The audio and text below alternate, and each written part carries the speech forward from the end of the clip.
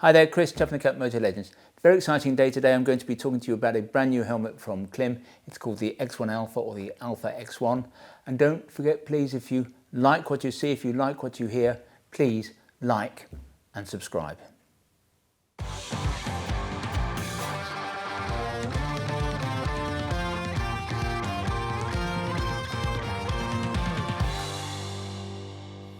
One cannot talk about the Alpha X1 without talking about the Krios Pro, in other words, this helmet. Now, before the Alpha X1 came along earlier this year, the Krios Pro was Klim's adventure helmet offering. But here's the thing, in our view, it wasn't really an adventure helmet, or certainly not in the way that we understand an adventure helmet over here in Europe, where very few riders ever venture off the main highway. In our book, the Krios Pro was a pretty serious off-road helmet, and that's why we never thought it worked over here for most adventure bike riders.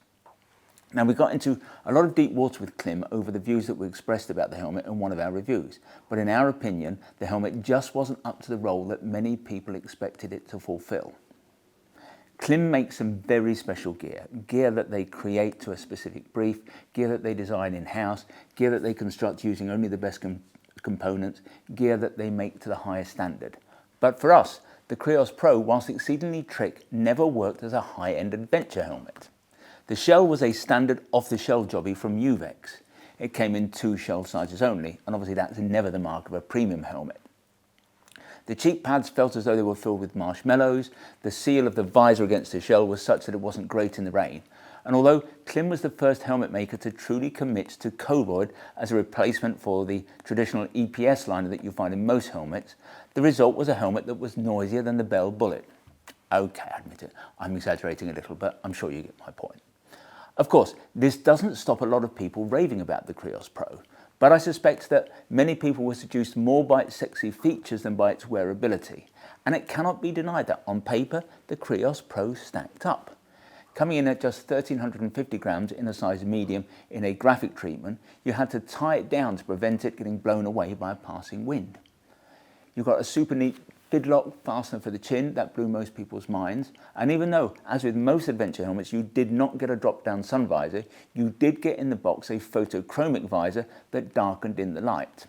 Bearing in mind that you would pay over £200 for the same kind of thing for a shoey helmet, and it made the Krios' hard-to-justify price slightly more palatable.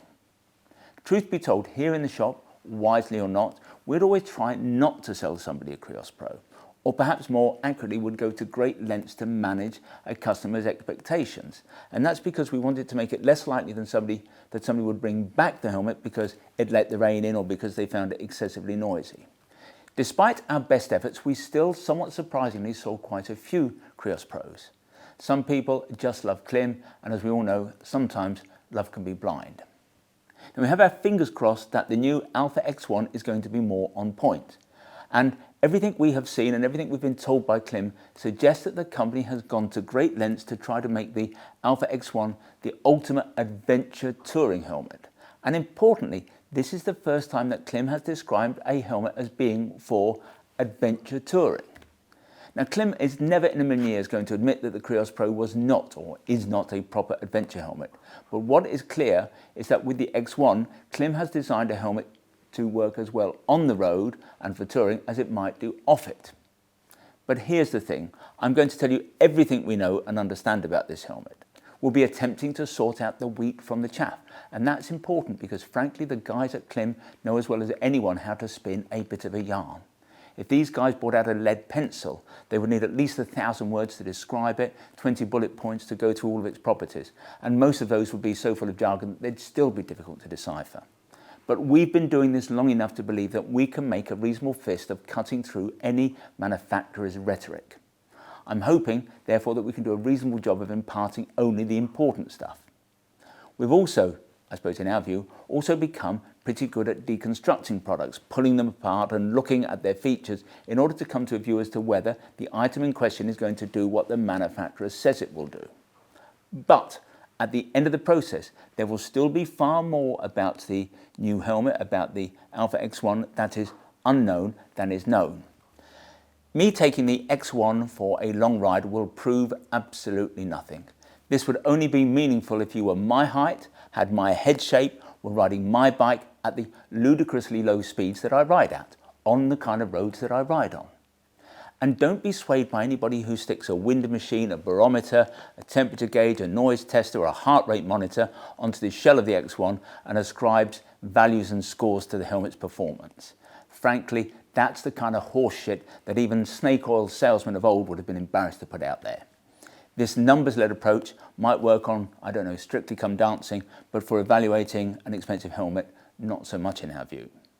Now, I feel sure that I will be repeating this counsel at the end of this review, but if after having listened to what I have to say about the X1, you decide to buy one, then you need to bear in mind that, as with any new product, you're going to be acting as a test rider, helping the manufacturer, in this case Klim, refine the product for the future. If you buy the X1 in 2025, you simply won't benefit from the kind of feedback that you sometimes get from thousands of riders who have gone before you. Now, Klim tells us that they rode for over 14,000 miles before they put the X1 into production, and that's certainly better than Schuberth's 0 miles before they put the C4 into production. But even 14,000 miles, let's face it, does not represent a huge amount of road time. If, therefore, having ridden in it, you find the X1 to be uncomfortable, it's too hot for you, it's too cold, it's too wet, it's too unstable, it's too noisy or whatever, that's the price you pay for being an early adopter, the first guy on your street to own an X1. If ever there was a case of caveat emptor, this is it. Anyway, let's get into it.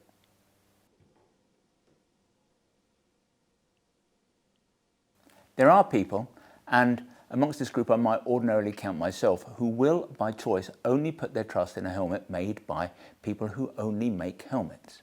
Although in truth, even that is no guarantee of quality, of course. There are plenty of brands out there who only make helmets, who nonetheless make some terrible ones. Yet, in principle, I agree. Helmets are hugely important. They protect our brains. They are not decorative pieces. And so I would normally find myself unwilling to wear a helmet from somebody whose main business was, I don't know, motorcycle luggage or neck braces. Likewise, a company that is primarily known for making jeans or leather jackets. And that's normally because these brands will have met up with a Chinese manufacturer at a show, something like EICMA in Milan, where they will have done a deal to put their logo onto a white label helmet, the quality of which simply cannot be guaranteed. For these brands, helmets are little more than an opportunity to generate additional sales, a bit like supermarkets selling magazines or chocolate bars at the till. What the product actually is less important to these companies. But whilst Klim is not a helmet manufacturer, they have gone to quite unheard of lengths to be involved in the design, the development, the construction and testing of the X1. I remember visiting one particular French company's test laboratory many years ago. It was a cupboard-like room with two very unimpressive bits of equipment in it. By contrast, for the X1, Klim set up a dedicated facility in Idaho with 3D printers, CNC machines and laser cutters to allow them to prototype every component part so they could test different aspects of the helmet's performance in their own in-house wind tunnel. Now that is impressive, as is the fact that it took the company some 5 years to bring this helmet to market. Now, the shell for the X1 has been designed by Klim. They didn't buy it off the shelf in the way they did with the Krios Pro. The shell is all hand-laid carbon fibre, and Klim talks about it being made with pre-preg or pre-impregnated carbon fibres for the smoothest shell consistency and minimum amount of bubbles and imperfections. Now, for sure, there's nothing particularly unique about this, and certainly the lengths that, for example, Schuberth goes to by having their carbon shells made by the same people who make their Formula One helmets would suggest that there are other brands that probably make even more perfect carbon shells than the X1s. Now, bikers often obsess about the weights of their helmets. We tend not to. I think that weight often ends up being something that those who like to buy by numbers latch onto. But for most of us who do most of our riding on the road, marginal weight differences are not massively significant. Recently, I got into a conversation with a guy who reckoned that his helmet was superior to another model because it weighed 40 grams less. That was until I pointed out to him that 40 grams was equivalent to 2 tablespoons of butter or 40 paper clips. Yet, given that the Krios Pro was so light, I feel a need to compare the two. And indeed, at 1500 grams in a size medium in a graphic treatment like this, the X1 is 150 grams heavier than the Krios Pro in the same spec. To put that into perspective, that's just 11% heavier. and 150 grams is equivalent to a peach or a cup of wholemeal flour. So I think the X1 still couldn't be termed a lardy helmet, coming in at another full cup of flour, lighter than the benchmark helmet in this sector, that's the Arai Tour X5. The X1 comes in 3 different shell sizes, and in theory that's going to make a huge difference when it comes to getting the helmet to fit properly. As is usually the case with 3 shell sizes, the large will get its own dedicated shell. The extra small, small and medium will share the smaller shell. The extra large, double extra large and triple extra large will share the larger shell. And that's what one might expect, for example, of a shoey helmet. So I think it can be concluded that Klim has made all the right plays in trying to get the X1 to fit the largest number of people. Now, Klim talks about the shape of the helmet being intermediate oval. But let's face it, that's what every manufacturer says because it sounds kind of universal. But as a description, I've got to say it's pretty meaningless. Most people don't really know the shape of their head. And anyway, there's no meaningful or definitive definition of intermediate oval. Only over time will we be able to develop here a view as to how the X1 compares with the shoey or the shoey shape or a Schubert shape or an Arai shape, for example. As with any helmet, you're going to have to try it on. And what you were in another Klim helmet, like for example the Krios Pro, will be irrelevant. And that's because Klim's helmets in the past have only ever had 2 shell sizes. Now, if you want to get the X1 to fit right, and at this price I promise you do, come and see us. Most dealers will say whatever they need to say in order to get you to buy the helmet that you say you want. We won't. If we think that the fit on you of the X1 is marginal, we'll tell you, and if necessary, send you on your way. One of the things that Klim seems particularly proud of on the X1 is the peak. Now, spoiled sports that we can sometimes be, we have often pilloried the near manic desire that many adventure bike riders have for a peaked helmet. And that's a bit unfair, I suppose, because we're all guilty of a bit of dressing up for the bike now and then. Sports bike riders, retro bike riders, the Harley crowd, whatever you ride, there's a look, there's a kind of code. And many bikers feel that they stand a better chance of being accepted if they adopt the right look. But our serious point with regard to peaks is that however appropriate a peak might look on a certain kind of bike, a peak can be more trouble than it's worth. They can cause buffeting as the oncoming air flows over the screen and hits your helmet. They can oscillate at speed, they can generate added noise, and they can be particularly susceptible to crosswinds. I accept obviously that a peak can help you block out the blinding effects of low-lying sun, in the same way that a sun visor can do in a car. But actually, a small piece of tape, about 3 inches by 1 inch, placed top center of your visor can often do exactly the same job, and with far fewer side effects. But Klim has apparently worked hard to get their peak to flow air without creating large amounts of turbulence. To this end, the peak on the X1 is more solid and comes with less channels in it than the peak on the Krios. I don't say, obviously, that Klim has got this wrong, but I have to say that this confuses me a little. It seems a little bit counterintuitive, especially given that when faced with exactly the same problem when developing their Tour X5, Arai went for far more open spaces and a far less rigid peak. One of the advantages of the peak on the Klim is the ease with which it can be adjusted between 3 different positions, even when you're on the move. There's a very simple sliding mechanism and it works really well. But there's another thing here.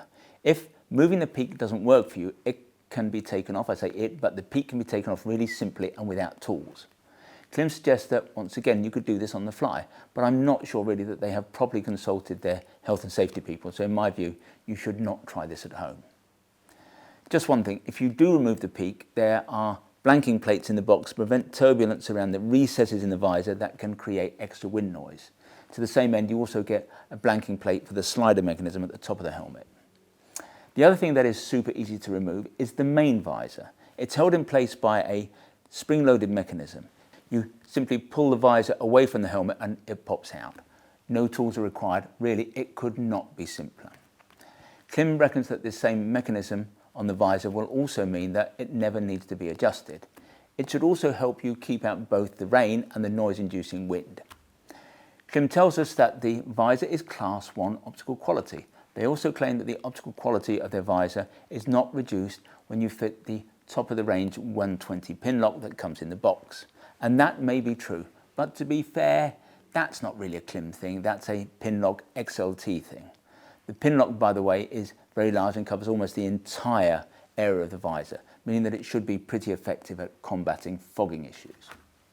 In the box, as with the Krios, you get a photochromic visor that darkens in the light. Klim also tells us that this and their other tinted visors come with a coating to prevent the sun's infrared heat being transmitted to the face. You don't get this, by the way, with the clear visor, the standard clear visor. In addition to the spring-loaded mechanism that should ensure a better seal between the visor and the shell, there's a more sophisticated, softer seal around the edge of the visor aperture.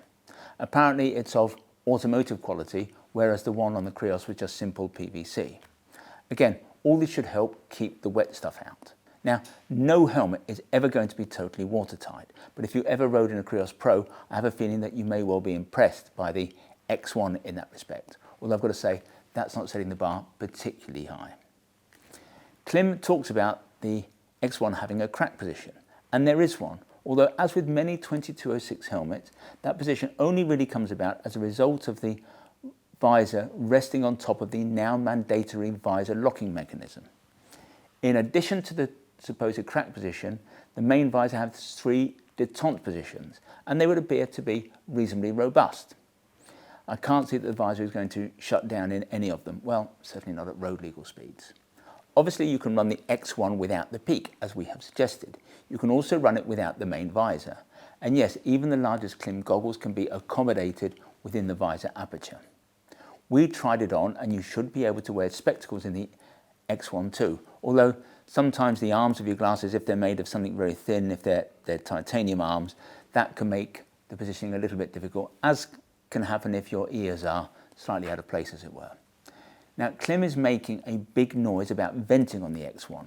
They talk about the importance of keeping the rider's head cool as an act of passive safety. Now, nobody in this business is more cognizant of the importance of passive safety than we are. If you ride relaxed and comfortable, there's less chance of having an accident in the first place. So yes, good venting is important, but I cannot help but feel that Klim is just reaching a little bit here by suggesting that passive safety forms a central part of their thinking behind the X1. Not that we're suggesting that the venting on the X1 is not good, it almost certainly is. Venting, and what Klim refers to as the helmet's heat management system, is all tied up in the helmet's liner. Now, the Krios Pro's lining was almost entirely made up from Koroyd, that's this stuff, which is made up of lots of hollow plastic locking tubes. It's really clever stuff, it's incredibly light, it absorbs the energy of an impact uniformly, and it does so equally well in the hot and the cold. But apparently, one of the problems with Koroyd, the Koroyd and the Krios Pro, was that on really hot days, it allowed too much heat to transfer from the shell directly to the head. I can't say, obviously, that this was much of a problem. Here in the UK, we didn't come across that as an issue a lot, but neither am I saying that it wasn't a valid concern for some riders in some regions. Well, in the X1, the Koroyd is sandwiched between 2 layers of EPS, EPS standing for expanded polystyrene, which is the material that most motorcycle helmets are lined with. And Klim has moved to this construction to prevent that aforesaid heat transfer from the shell down to the head. Now, the upper portion of the EPS on the X1 is channeled to allow the air that comes into the helmet from various vents to pass over the head and exit through these exhaust vents at the back here. What the Koroyd tubing also allows is for the heat that comes directly off the head to escape, as you can see, through these tubes. So the heat comes up here, comes out through the tubes, and again exits through these vents, this being the vent beneath the aerofoil and this being the vent at the very back of the helmet. The bottom line here is that when you're hot, the X1 will undoubtedly be very effective at helping you stay cool-headed. See what I did there? Cool-headed. Anyway, in terms of where the incoming air comes from, there are 2 vents that direct air from the chin, and those are these vents. There's an upper one and a lower one. The upper vent more specifically sends air over the visor, the aim being to help you prevent fogging. There are 2 more closable vents here on the side of the helmet that also direct air through the EPS, through the tubing and out the back. Unusually on this helmet, there's no vent top center on the X1. As mentioned, the hot air within the helmet can exit through 2 sets of exhaust vents. They there are two here beneath the aerofoil and two more just above the neck roll at the back. Now, just a pointer, you can remove the covers from all the vents to allow more air to enter the helmet. So you can remove these covers and you can remove these covers on the side of the helmet.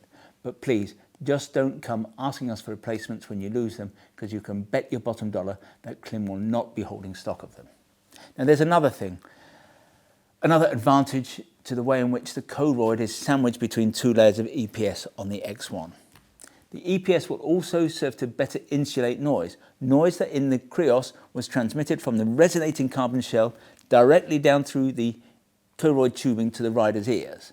And so, whilst this new construction was created, according to Klim, to make the helmet cooler to wear, it will also make it somewhat quieter. There's something else that we should point out about the X1's sandwiched headliner. Now, you will often have read about a dual density EPS liner, but it may be that you haven't perhaps understood its significance. Well, its significance, or rather how it works, is much easier to see with the X1 than it is with other helmets. So this is the liner. The upper part, the top slice, so to speak, is very dense, it's very hard. And what this is designed to do is to absorb the energy of a really heavy impact. The lower half of the EPS, which sits below the Koroyd, is a much softer EPS. And this is designed to better absorb the energy of a lower speed impact. And that's important because if this part was as dense as the top half, the EPS would simply be too hard to absorb the lower energy of an impact resulting from, I don't know, something innocuous like a fall in a car park. Klim also talks much about the improved interior facings of the X1, and I would say that that is correct. All of the facings on the X1 are soft and comfortable next to the skin. And when the material does not touch the skin, in areas like this, at the tops of the cheek pads, you get some kind of mesh paneling that is clearly aimed to improve breathability. You also get some perforated suede on the underside of the helmet to add, I suppose, a touch of sophistication. And one of the major criticisms of the Krios was one of the major criticisms that we had of the Krios was the lack of substance of the cheek pads. And indeed, a couple of years ago, we did write to Klim. We sent them a selection of cheek pads from the likes of Shui and Arai to show them just how much they needed to up their game. And so we are glad to report that the cheek pads in the X1 are a great improvement. What's more, we told that we will eventually be able to get different thicknesses of cheek pads so that we can swap them over to alter the fit around the face. In fact, we had that facility on the Krios, but it never seemed to make much difference because those cheek pads could all be similarly compressed to almost nothing. I've been told that we will be able to get different thicknesses for the headliner, but I haven't had final confirmation of that yet. There's also talk of foam shims being provided to help us pad out the crown liner, again to improve the fit. But without the ability of Shui's PFS software to tell us what's really going on between the EPS and the head, we just don't see how that's going to work. It's a nice idea, but in our view, it's not fully thought through. The X1 is equipped with a permanent chin curtain, and Klim has clearly made an attempt to create a tighter neck roll here as a way of reducing noise, because obviously noise is just air that gets into the helmet. And having a tighter neck roll is a move straight out of Shui's playbook. We really like the elastic banding that runs through the neck roll, and that should make the helmet easy to get over the crown either when you're putting it on or taking it off. The system works well, but as one might expect, this neck roll is not flip helmet tight. So I'm not quite sure, or I'm not sure quite how effective it's going to be at keeping the noise out. It's certainly a step in the right direction though. In the box with the X1, by the way, you get a second more solid chin curtain that can also be inserted at the front of the helmet. Not quite sure why, but for the X1, Klim has dropped the Fidlock strap fastening system. Shame, because we thought it was very clever. But as ever in this market, something that is new and unknown is always going to unnerve some bikers, those bikers who just don't like change. Not sure, of course, if that's the reason that Klim has gone back to the double D-ring, but what can be said about the D-ring is that it's tried and tested. On the X1, by the way, the rings are made from titanium. Lastly, even though there was a dedicated comm system for the Krios Pro, it was a bit of a waste of time because you couldn't hear anyone, you couldn't hear anything. Well, for the X1, there's no dedicated or recommended comms device, but there is a good amount of space to mount a unit here on the side of the helmet. The problem is that many systems have a curved inner profile, and this could be a problem in some instances because the area is particularly flat. This area here is really flat. So what that means is you may need to use some extra sticky pads. We did watch one review from a retailer in the US who explained how this thin rolled edge here at the bottom of the helmet would make it much easier to use a clamp that many comms devices come with. But I suspect that this guy had never fitted a comms in his life because you simply cannot use a clamp on the X1. There's no room between this edge and the EPS on the inside. So I'm afraid if you're going to put a comms onto the X1, you're going to need those stickies. That's simply the end of it. What the helmet does have in terms of comms is good recesses for the earphones. The X1 will accommodate even the very largest speakers, but there's no special porting to help you get the wiring into the helmet, although once you are inside the helmet, there's good channeling between the shell and the EPS to enable you to run the wires around the helmet for the microphone and the speakers. Our recommendation, by the way, would be a UCOM system from Interphone. They are super low profile, and that's good for reducing noise. They're powered by Sena, and they are incredibly reliable.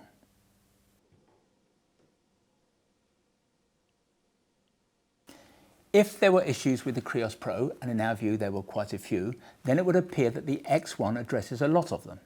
The X1 is in every way a European-style adventure helmet. You could happily wear it off-road, but over here you have to cover a lot of road miles to find the few that are off of it. And for this mix of riding, this is the type of helmet you want. And although we don't ultimately know how well the X1 is going to go down with adventure bikers, we think that all the vital signs are good. What is clear to us is that Klim has pulled all the stops out to help ensure that the X1 works for the kind of people who found the Krios Pro perhaps a little bit too extreme. This is still a lightweight helmet. It's got a peak. It will undoubtedly be quieter than the Krios Pro. It's going to fit far better than the Krios Pro, and it's going to be much more comfortable.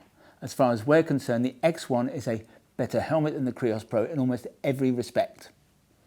Now, somebody we know in the motorcycle apparel world did express to us the view that the X1 was not as attractive a helmet as the Krios. Now, it may be that we get so focused on the functionality that such considerations pass us by, but honestly, hadn't even occurred to us. Does the X1 look less aggressively off-road? Well, yes, but that's part of the reason that it's going to work so much better on it. Not that we agree with the assertion that the X1 is less pleasing from an aesthetic point of view. We just don't see any issues, I've got to say. This is really, when you boil it down, this is really a road helmet with a peak. And given that, this helmet looks exactly how we would expect it to look. Remember, of course, that it's the extended chin piece of an off-road helmet that often makes them so noisy on the road. The truth is that we have been quite taken by the X1 in the way that we never were by the Krios Pro. We are, though, we have to admit, a little taken aback by the price of the X1. It's quite a bit more expensive than the class-leading Arai Tour X5. It's also quite a bit more expensive than the Shui Neotech, a helmet that we consider to be the best helmet in the world. And for us, its price seems hard to justify given that it's from a brand that doesn't make its living from helmets. And feature-laden as the X1 is, bits of it still feel, I don't know, a little bit cheap, a little bit flimsy. It's certainly no Arai or Shui from a quality construction perspective. But I suspect that none of this will bother your average Klim aficionado. They will see that the X1 is not much more expensive than the Krios Pro and probably conclude therefore that it's not bad value. And it has to be said, it is true, that in every conceivable way, the X1 is probably a better helmet than the Krios. And so, despite its high price, I can't see the cost being a major obstacle for lots of people. As ever with Klim, an issue will be availability. Some 70% of the X1's SKUs are available as this review goes out in August 2025. The problem is that when colours and sizes of the X1 sell out, there won't be much backup stock from Klim. There never is. And right now there seems to be no indication whatsoever as to when we might receive the cheek pads to enable us to customise the fit. But I suppose Rome wasn't built in a day. Now, if you do want an X1, you should come and see us. Nobody knows more about fitting helmets than we do.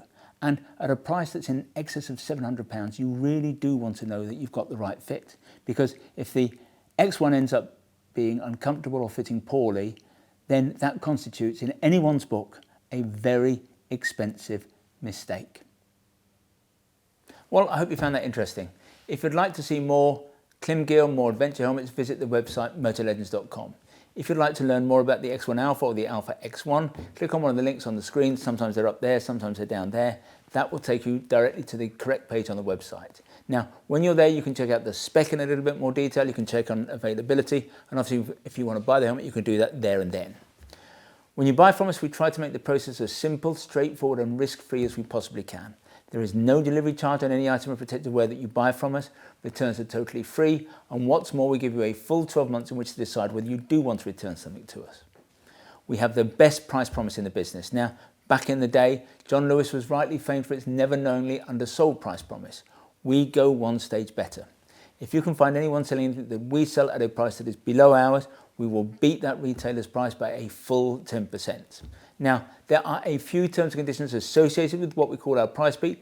Nothing particularly onerous, I assure you, but if you are going to attempt to price beat us, I suggest you go over to the website and check out what those terms and conditions are.